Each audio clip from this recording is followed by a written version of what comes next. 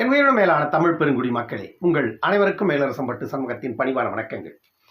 அன்பு உறவுகளே, நம்முடைய சேனலை நீங்கள் காண்பது இதுவே முதல் முறையாக இருந்தால் நம்முடைய காணொலியை நீங்கள் தொடர்ந்து காண வேண்டும் என்றால் உடனே சப்ஸ்கிரைப் செய்து கொள்ளுங்கள். தொடர்ந்து நம்முடைய காணொலி பற்றின உங்களுடைய மேலான கருத்துக்களை கருத்துரை பகுதியிலே தவறாமல் பதிவு செய்யுங்கள். அன்பு உறவுகளே, வாருங்கள் இப்பொழுது காணொலிக்குள்ளே செல்வோம். நான் இந்த திமுகவினுடைய கொத்தடிமைகளுக்கு பல முறை காரசாரமா பதில் சொல்லியிருக்கேன், காரசாரமா கேள்வியும் எழுப்பியிருக்கேன். ஆனா நான் எழுப்பிய கேள்விக்கு பதில் சொல்ல எந்த கொத்தடிமைக்கும் துப்பில்ல, வக்கில்ல. என்னுடைய கேள்வியில குற்றம் இருந்தா இப்பவும் சொல்லுங்க, நான் தப்புன்னு சொல்ல மாட்டேன். அதுக்கு பதில் சொல்ல நான் தயாரா இருக்கேன்.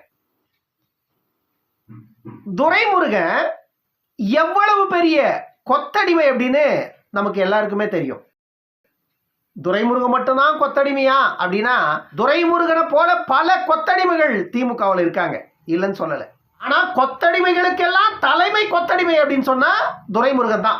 குறைந்தது 50 ஆண்டு காலமாக தமிழ்நாட்டு அரசியலில் இருக்கிற ஒரு கொத்தடிமை துரைமுருகன், அதுவும் திமுகவின் கொத்தடிமை துரைமுருகன். இந்த 50 ஆண்டுக்கும் மேல நீ கருணாநிதிக்கு கழுவி விட்ட, மு.க. ஸ்டாலினுக்கு கழுவி விட்ட, இப்போ உதயநிதிக்கு கழுவி விடுற துரைமுருகன். இத்தனை பேருக்கு கழுவி விடுற நீ உன்னை அந்த பதவியில கொண்டு போய் உட்கார வைக்கிறதுக்கு காலமெல்லாம் உனக்கு ஓட்டு போடுறானே உன் சமூகத்து மக்கள், அவனை பத்தி ஒரு நாள்ல சிந்தித்தது உண்டா இந்த துரைமுருகன்? இந்த துரைமுருகன் காலமெல்லாம் உன்னுடைய சமூகத்து மக்களை ஏமாற்றி ஏமாற்றி ஏமாற்றி ஏமாற்றி வாக்குகளை பெற்று தொடர்ந்து வெற்றி பெற்று வரையில அந்த தொகுதியில, காட்பாடி தொகுதியில உன்னுடைய சமூகத்து மக்கள் வாழ்வின் விளிம்பு நிலையில நின்றுட்டு இருக்காங்களே, ஒரு நாள்ல யோசித்தது உண்டா? திண்டிவனத்தில் இருந்து ஒரு குரல் 45 ஆண்டு காலமாக உன்னுடைய சமூகத்திற்கும் நீ பதவி சுகத்தை அனுபவிப்பதற்கும் உன் வீட்டில் பிறக்கிற பிள்ளைக்கும் பின்னாடி எம்பிசின்னு பேரு போட்டுக்கிறதுக்கு எம்ஜிஆர் கிட்ட போனாரு, கருணாநிதி கிட்ட பலமுறை போனாரு, ஜானகி அம்மையார் கிட்ட போனாரு, பிசி அலெக்சாண்டர் கிட்ட போனாரு, ஜெயலலிதா கிட்ட போனாரு, ஓபிஎஸ் கிட்ட போனாரு, எடப்பாடி கிட்ட போனாரு, இன்னைக்கு மு.க. ஸ்டாலின் கிட்டே போயிட்டாரு. ஆனா நீ அதிகாரத்தில் இருக்கிற, அவர் எந்த அதிகாரத்திலையும் இல்லை. கடைசி வரைக்கும் என்னுடைய கால்கள் சட்டமன்றத்துக்கு உள்ள கூட போகாதுன்னு சொல்லிட்டாரு. சட்டமன்றத்துக்கு உள்ள அவர் போகாதுன்னு சொன்னதுக்கு பல காரணங்கள் இருக்கிறது. அந்த காரணமெல்லாம் உனக்கு தெரிஞ்சா நீ சுருக்கு போட்டு சேர்த்துட்டு இருப்ப என்னைக்கும். ஏன்னா உன்னை போன்று பதவி வெறி பிடித்தவனும் உன் மகனை போன்ற பதவி வெறி பிடித்தவர்களும் கோடி கோடியாக கொண்டு போய் கொள்ளையடிச்ச பணத்தை மக்களுக்கு கொடுத்து பதவிக்காக பேயை விட கேவலமா அலைகிற கூட்டத்தில் ஒருவர் கிடையாதவர்.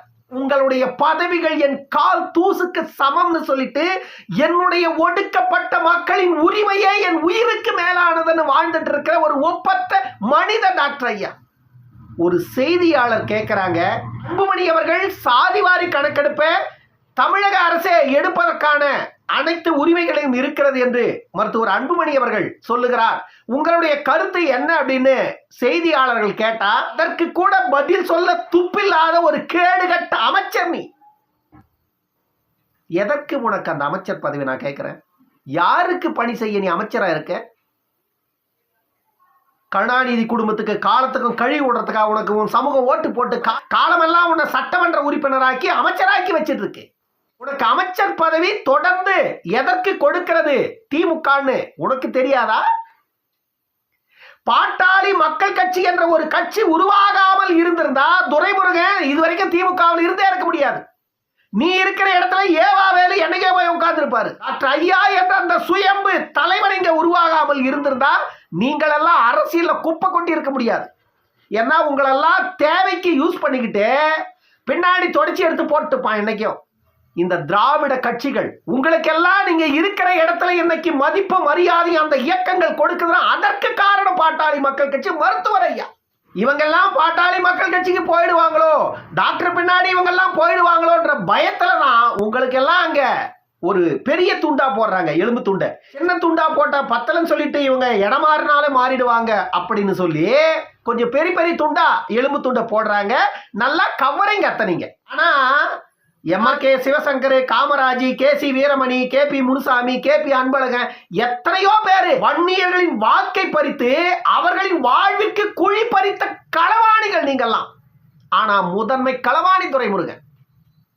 சாதிவாரி கணக்கெடுப்பு நடத்தினா தமிழ்நாட்டில் இடஒதுக்கீடு அனைவருக்கும் பகிர்ந்தளிக்கப்படும். சாதிவாரி கணக்கெடுப்பு நடத்திய பிறகு அந்த சாதிவாரி கணக்கெடுப்பின் அடிப்படையில் வன்னியர்களுக்கு 10.5 கொடுத்தாலும் சரி அல்லது அதற்கும் குறைவாக கொடுத்தாலும் சரி ஏற்றுக்கொள்ள தயார் அப்படின்னு மருத்துவர் ஐயா சொல்லிட்டார். ஆனா அதிகாரத்தில் இருக்கிற திமுக அதை எடுக்க மறுக்கிறது. எங்களுக்கு அதிகாரம் இல்லை, மத்திய அரசுக்கு தான் அதிகாரம் இருக்குன்னு சொல்லி நொண்டி சாக்க சொல்லிட்டு இருக்காரு அந்த மொக்க முதலமைச்சர்.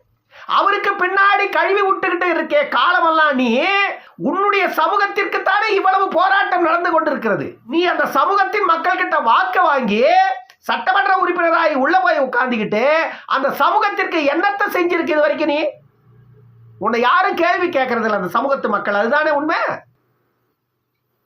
உன்னை யாரு வந்து கேட்பாங்க? நீ என்னைக்கு மக்களை போய் சந்திச்சிருக்க? நீ என்னைக்கு மக்களை போய் சந்திச்சிருக்க?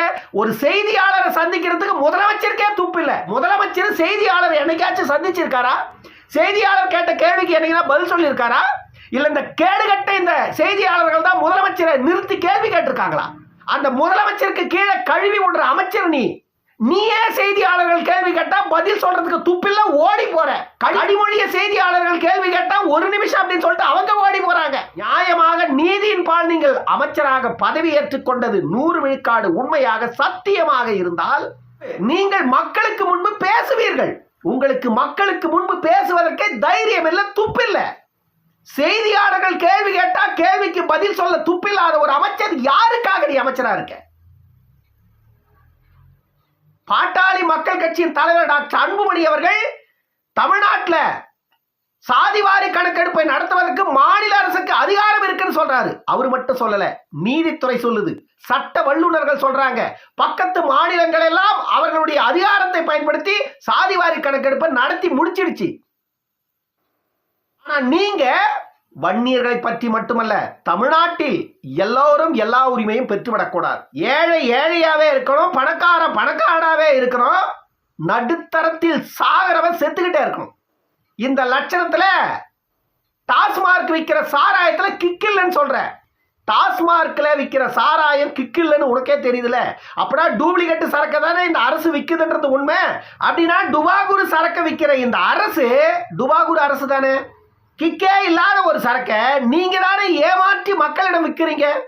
மக்களிடம் ஏமாற்றி விற்று அந்த பணத்தை பறித்து கேடுகட்ட ஆட்சி நடத்துறீங்க. வெக்கமில்லை உங்களுக்கெல்லாம்?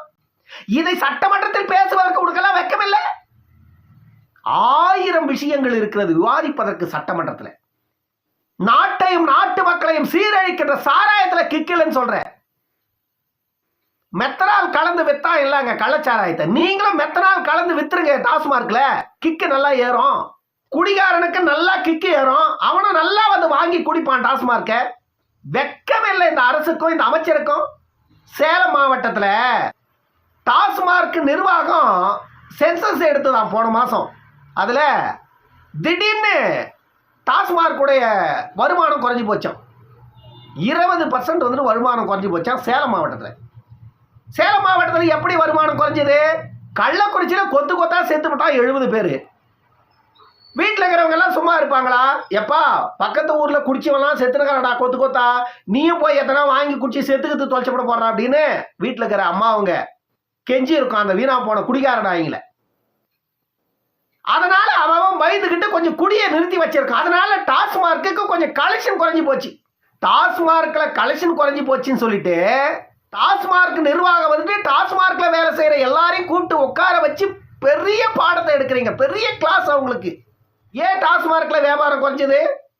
ஏன் குடிகாரங்க டாஸ்மார்க் கடைக்கு வரல? குடிகாரங்க டாஸ்மார்க் கடைக்கு வரலன்னா ஏன் அது ஆராயணும் இல்லை? நீங்க இப்படியே விட்டாக்கா டாஸ்மார்க் நாளைக்கு என்ன ஆகுறது? இதெல்லாம் ஒரு கேள்வியா? இதெல்லாம் ஒரு கேள்வியா? இதெல்லாம் ஒரு அரசா இது? முதல்ல இது அரசா இது? ஒருத்தர் குடிக்கிறவன் குடியை விட்டுட்டு குடும்பத்தை பார்க்கறான்னு சொன்னா சந்தோஷப்படணும், அது அரசு. வீட்டுல 10 பேர் இருக்கிற வீட்டுல 4 பேர் தான் குடிக்கிறான், மிச்சம் 6 பேர் ஏன் குடிக்காதக்கிறான் அப்படின்னு கேட்குது இந்த அரசுனா? இது அரசா இது? விஷத்தை ஊத்தி நீங்களே கொண்டுடுங்கடா நாட்டையும் நாட்டு மக்களையும். நீங்களும் உங்க ஆட்சியும் உங்க அதிகாரமும். இதெல்லாம் ஒரு ஆட்சி, இதெல்லாம் ஒரு நிர்வாகம். இதுக்கு வக்காலத்து வாங்குறதுக்கு 10 பேர் வந்துடுறோம் பின்னாடி. திமுகவுக்கு ஓட்டு போட்டவன் செத்து போனவன் மொண்டாட்டி எல்லாம் தாலி கட்டிட்டு நடு ரோட்டில் நின்றுக்கிறாடா நீ கொடுத்த 10 லட்சத்தை வச்சுக்கிட்டு. நாளைக்கு நைட்டு அதை பத்தி பேசுறதுக்கு எனக்கு வெக்கமா இருக்கு.